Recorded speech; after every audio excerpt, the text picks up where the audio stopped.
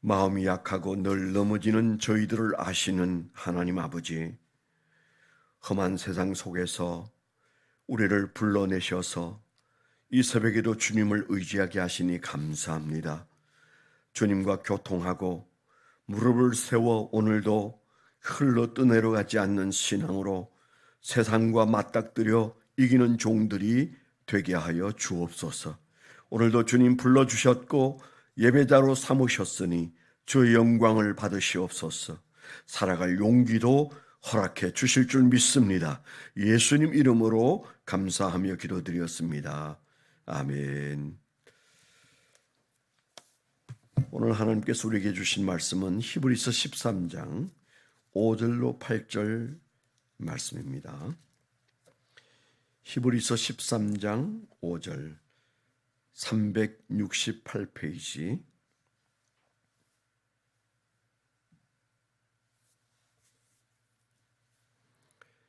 368페이지 히브리서 13장 5절부터 읽습니다. 시작. 돈을 사랑하지 말고 있는 말을 족한 줄로 알라. 그가 친히 말씀하시기를 내가 결코 너희를 버리지 아니하고 너희를 떠나지 아니하리라 하셨느니라. 그러므로 우리가 담대히 말하되 주는 나를 돕는 이시니 내가 무서워하지 아니하겠노라. 사람이 내게 어찌하리요 하노라. 하나님의 말씀을 너희에게 일러주고 너희를 인도하던 자들을 생각하며 그들의 행실의 결말을 주의하여 보고 그들의 믿음을 본받으라. 예수 그리스도는 어제나 오더니나 영원토록 동일하시니라. 아멘. 오늘 말씀 묵상하고 적용 제목을 써봤는데요. 한번 나누도록 하겠습니다. 돈을 사랑하면 하나님과 멀어지고 하나님이 나의 은행으로 여기면 하나님과 가까워진다. 그렇게 한번 적어봤습니다. 적어놓고 보니까 조금 유치하긴 한데요. 그런데 뜻은 깊다고 생각합니다. 돈을 사랑하면 하나님과 멀어지고 하나님이 나의 은행으로 여기면 하나님과 가까워진다.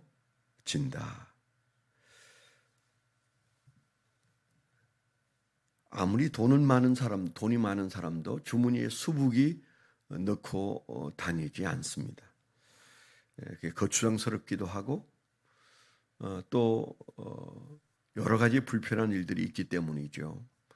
대부분의 돈은 부자는 은행에 두고 그게 내 주머니에 있는 것보다도 더 확실하게 내 돈이라는 생각을 가지고 편안하게 삽니다. 그러나 가난한 사람은 항상 주머니에 내가 돈이 얼마를 넣고 다니는지 내 돈이 얼마인지 자꾸 그것을 세게 되죠. 우리가 신앙도 돈과 무관하게 사는 것은 아닙니다. 저는 이 돈을 멀리하고 돈을 무시하고 돈을 돌같이 여기라 그런 말은 성경에 저는 없다고 생각하는 사람이에요. 그 뜻이 전혀 그렇지 않다 그렇게 생각합니다. 하나님이 주시는 축복이 물질 축복부터 시작이 되어서 영적인 축복에 이르기까지 하나님은 물질도 하나님이 주시는 복 중에 하나예요. 어쩌면 가장 우리가 중요하게 여기는 복 중에 하나일 수 있습니다. 그런데 문제는 그 돈을 사랑하다가 하나님과의 사랑에서 멀어질 수 있다라는 위험에 대하여 우리가 늘 경계해야 되는 거죠. 돈을 가진 것과 돈을 사랑하는 것은 너무 다른 거죠. 사랑한다라는 말 자체, 오늘 분명히 돈을 사랑하지 말라 그렇게 말했잖아요. 돈을 벌려고 하지도 말고 돈을 가지려고 하지도 말고 생기면 다 사람들에게 나누어 주라 그렇게 하는 말씀이 아니세요. 여기에 사랑한다는 것은 굉장한 의미가 있다고 생각합니다. 오늘 우리가 하루 살면서 나는 돈을 사랑하다가 하나님과 자꾸 멀어지는 사람은 아닌가, 우리가 그런 사실을 봐야 됩니다. 사랑은 하나예요. 우리가 하나님을 사랑하는데 그 하나님을 사랑하는 자리에 돈을 사랑하면 돈이 우상이 되어버리죠. 우상을 사랑하는데 하나님이 그 문제 해결 못 해줍니다. 그래서 우리가 돈을 사랑하는 문제를 잘 처리하고 다녀야 됩니다. 뭐 하라고 그랬어요? 돈을 사랑하는 마음이 아닌 돈과의 관계는 있는 바를 족한 줄로 아는 것, 자족하는 것, 그렇게 말씀하셨어요. 하나님께 우리가 맡기고 사는 삶은요, 지금 내게 있는 것에 대해서 목말라 하지 않습니다. 왜냐하면 주님이 은행이기 때문에 찾으면 되고 필요한 만큼 우리가 은행에서 청구서를 내면 되는 거거든요. 그래서 은행에 만일에 돈을 둔 것이 하나님이 은행이라고 여긴다면 필요할 때마다 찾아갈 거 아니에요. 제 표현입니다. 아침에 생각난 표현이 좀 유치하지만 맞는 말이라는 생각이 듭니다. 돈을 사랑하면 끼고 살아야 되고, 그 다음에 하나님이 은행이다. 내가 맡겨놓은 돈은 하나님에게 있다. 하나님께 청구하면 하나님은 그 은행문을 열어서 내게 돈을 주신다고 믿는다면 우리가 하나님을 더욱 가까이 찾아갈 거 아니겠어요? 자주 가지 않겠습니까? 그런 측면에서 이 돈과의 관계성을 잘 정리하는 것이 좋은 신앙입니다. 제가 그 신학생 때 배운 제자 훈련 중에서도 그 돈에 대한 얘기를 많이 들었어요.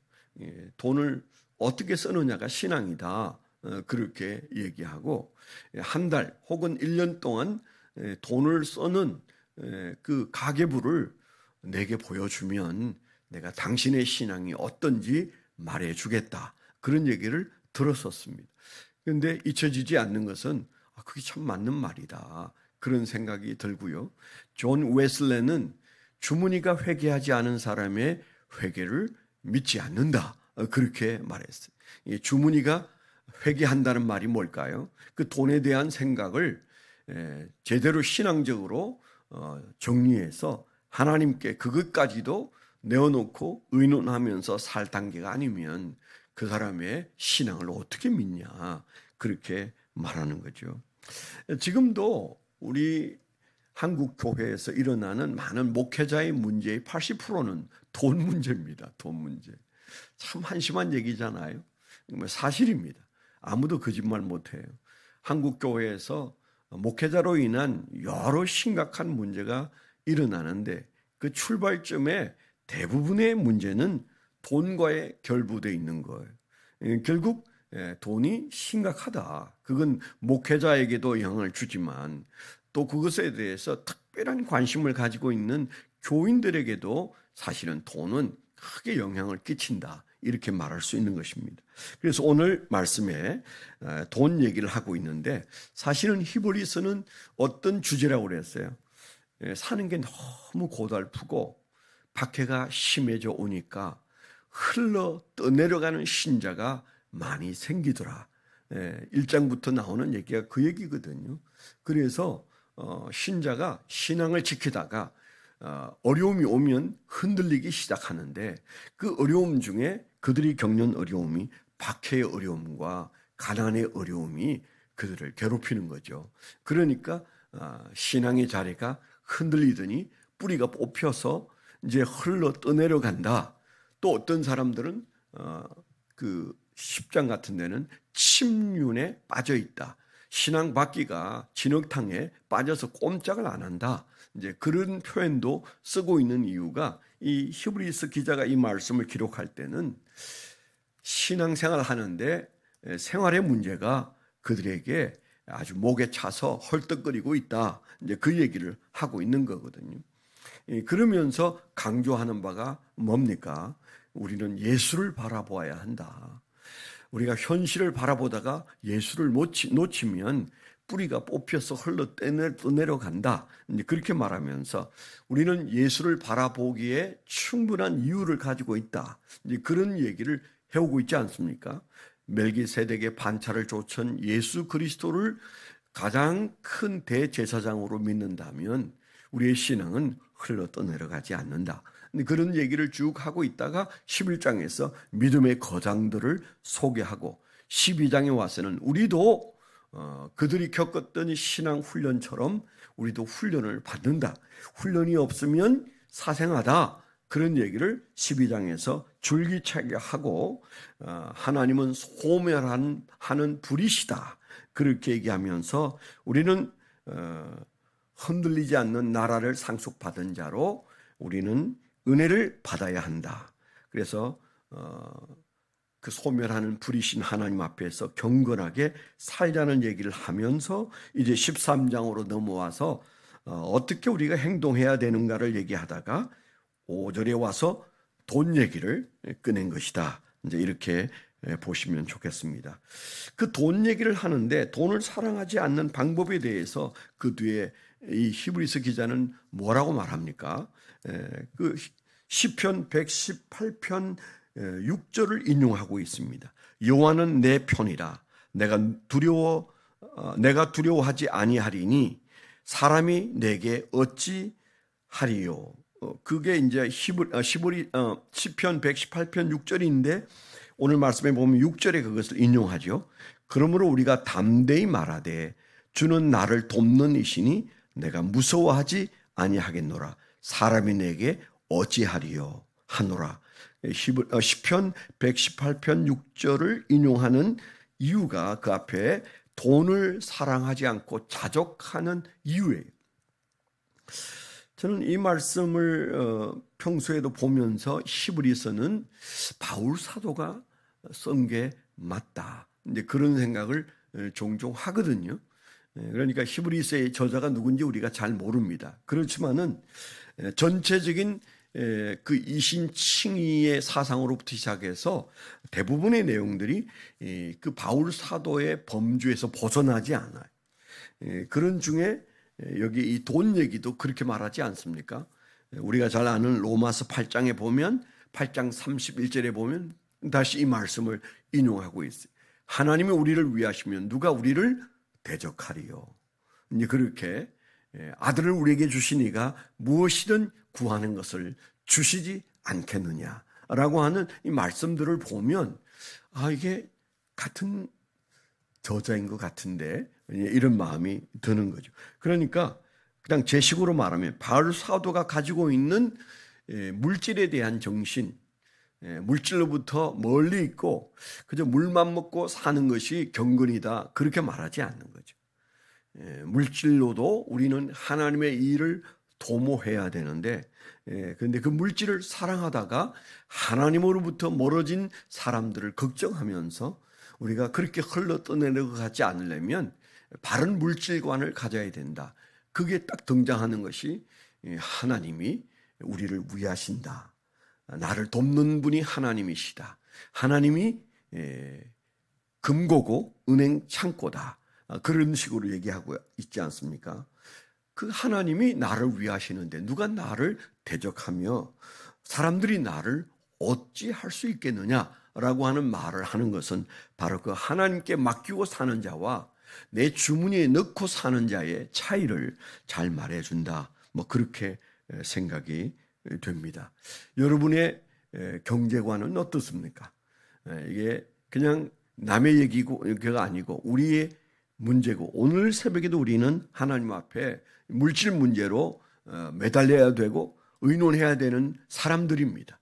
그렇다면 우리가 하나님께서 말씀하시는 그 물질이 하나님의 축복인데 그 축복을 어떻게 받으며 어떻게 유지할 것인지에 대해서 하나님이 걱정하지 않으셔도 될 만큼의 이 재정관을 우리가 확립하는 것이 신앙입니다.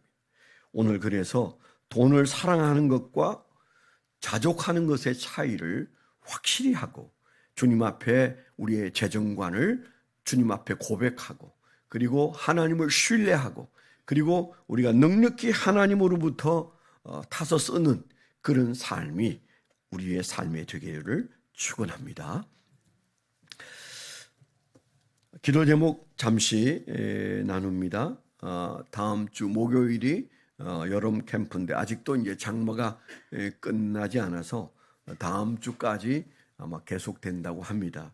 일기예보로는 목요일까지는 오락가락하고 금토는 비가 안 오는 것으로 되어 있던데 날씨도 주관하시고 안전도 주관하시고 성령 충만한 공동체 훈련의 기회가 될 수 있도록 여러분 기도해 주시길 바라고요. 장례 중에 있는 이미경 집사님 그 가정을 위해서 기도해 주십시오. 어제 그 어머님이 79세로 세상을 떠나시고 내일 아침 아마 9시에 발인을 하는 것 같습니다. 그래서 내일 아침에 저희가 가실 수 있는 분들은 8시 반 정도에 아마 그 고인이 다니시던 교회에서 발인 예배를 인도하시는 것 같습니다. 위에서 기도해 주세요. 어제 단기 선교 인도에서 하는 단인 선교를 마치고 돌아온 이윤성 청년을 위해서 받은 은혜와 또 새로운 각오로 삶의 선교를 적용할 수 있도록 기도해 주시면 감사하겠습니다. 하나님 아버지, 오늘도 주님 새날을 우리에게 주시면서 우리에게 물질에 관한 말씀을 주신 것 감사합니다. 주님 주신 말씀 붙들고 저희들이 확신과 믿음으로 오늘도 살아낼 수 있도록 인도해 주옵소서. 주님께서 우리를 이 세상에서 사역하게 하셨으면 사역에 필요한 물질도 허락하시고 그 물질에 대한 바른 철학도 가질 수 있도록 인도하여 주시옵소서. 오늘도 주여 사는 종들의 사는 형편을 아십니다. 하나님께서 돌아보시고 주님께서 공급하시고 그리고 새 믿음을 허락해 주시옵소서. 이제는 우리 주 예수 그리스도의 은혜와 아버지 하나님의 극진하신 사랑과 성령님의 내주 동행하시며 감화감동하심이 하나님을 사랑하는 거룩한 백성들의 생애 위에 지금부터 영원토록 함께하여 주시옵기만을 간절히 축원하옵나이다. 아멘.